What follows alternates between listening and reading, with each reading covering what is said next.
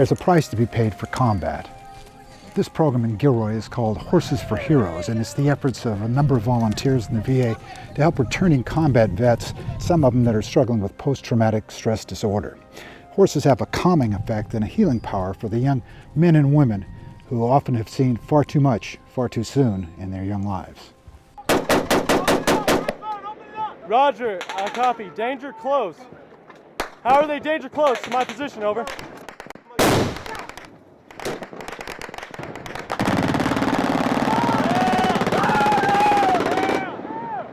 Go! Come on, come on, come on! They got covered. Just nothing seemed real. And of course, you're so focused and you've been doing this and preparing, and it's really all about just training. And then once the bullets started to fly, you knew exactly what to do. Every soldier has their own story, and former Army Specialist Jeremiah Ridgeway is no exception. Ridgeway served 15 months in combat as a Calvary Scout with the 10th Mountain Division in Afghanistan, and there were a number of casualties in his unit. I can't recall the exact number, how many were KIA, but in my platoon, I could tell you how many people that were WIA, and it was pretty much every gunner that was assigned in our platoon came out of the deployment with a Purple Heart.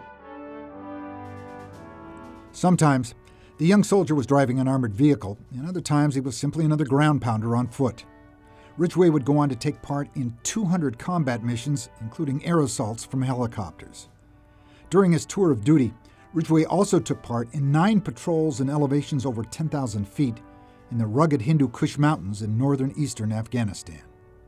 What Ridgeway remembers more than anything, however, is the very first time he came under fire.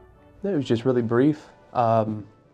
I think we heard a distant sound, and then a bullet hitting my gunner's protection plate, his armor, his chicken plate, and that sound just echoed. It was almost deafening, just like the whole sound just echoed through the cab of the vehicle, and then after that, an RPG, very theatrical, hitting the water next to us, and just like the movies, you have the little geyser shooting up, and just like that, it was done.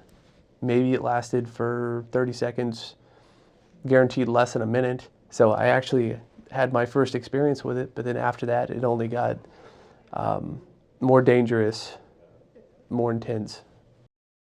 Ridgeway was awarded 2 Army Commendation Medals for his time spent in combat. However, it was the gratitude of his buddies that has meant more than any medal he received from the Army. So I was driving my team on my Humvee. So basically my objective was to get through the ambush, push through the contact, and keep my guys safe. And I was the first vehicle ever to be hit in our squadron with an IED.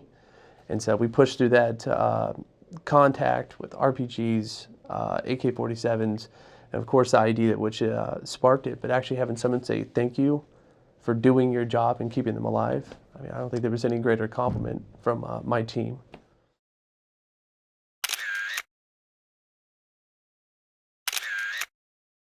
What helped Ridgeway deal with the stress of combat was his own camera. He first began taking reconnaissance photos when he was out on patrol, and he'd always keep his camera nearby. I attached my camera onto my bulletproof vest. I always kept it open too. And it wasn't just a camera lens, this is a night vision bag that I made into my camera storage. And then I would see the photo, I'd pull it out, focus, and then I would get that photo. The young Calvary Scout for the 10th Mountain Division began taking more and more photographs each time he went out on a mission.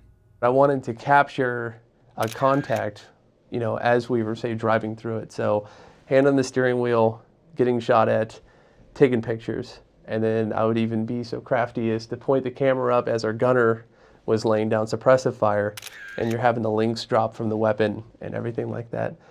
And like I said, a soldier first, but at the same time, it was all about getting that one good photo. Following his return from Afghanistan, the amateur photographer submitted several of his photos for publication, and in March 2008, to his own amazement, one of his shots ended up in National Geographic. I can't think of a better thrill, as a photographer than seeing your work in print.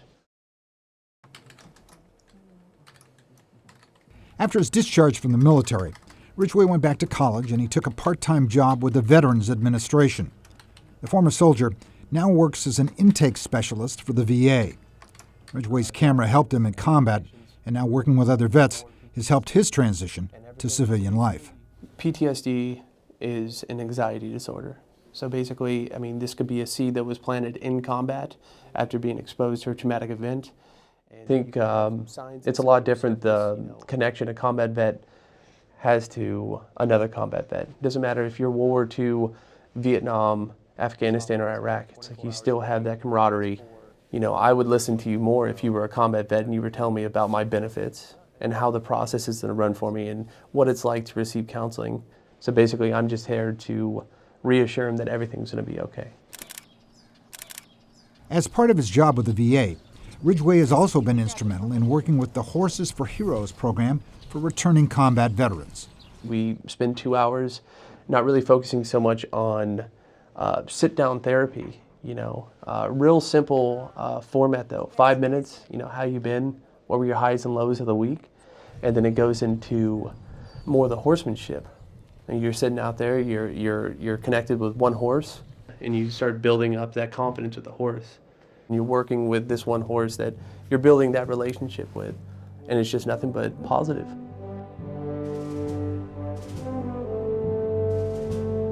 The healing process takes time. Jeremiah Ridgeway has paid the price of combat by helping other returning veterans, and along the way, helping them to find their way home.